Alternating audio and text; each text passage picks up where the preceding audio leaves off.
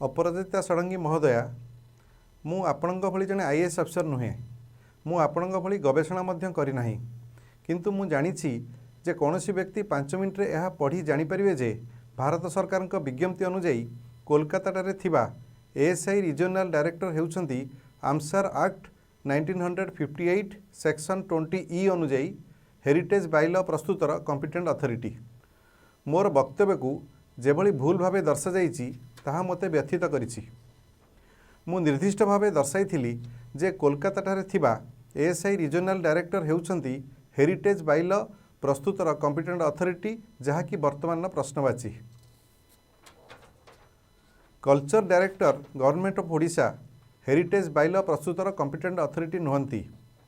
कोलकाता थिबा ASI regional director ओडिशार मंदिर गुड़िक लगी हेरिटेज बाइल प्रस्ताव पठाइछंती।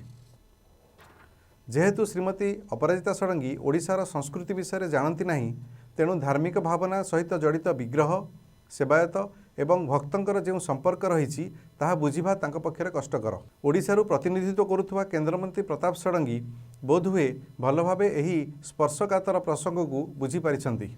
श्रीमती अपराजिता षडंगी आपण दीर्घ दिन धरी जड़े आईएएस अफिसर भावे कार्य करिछंती। जहाँ जना पड़ुछि आपण आमसार एक्ट ठीक भावे पढ़ी नाहंती किंबा जानी शुणी मनगढ़ा कथा कहउछंती। तेणु सबुठु भल हेबो आपण आमसार एक्ट को भल भावे पढ़ंतु, तापरे उत्तर रखंतु। आमसार एक्ट 1958 सेक्शन 20E अनुଯାयी हेरिटेज बाइल जहाँकि एकाम्र क्षेत्र को प्रभावित करुछि, ताहाकु तैयारी करिवा पई किए क्षमता प्राप्त अधिकारी। मिथ्या तथ्य उपस्थापन करी आपण ओडिशा लोकंकु भ्रमित करने को चेष्टा करंतु नाही।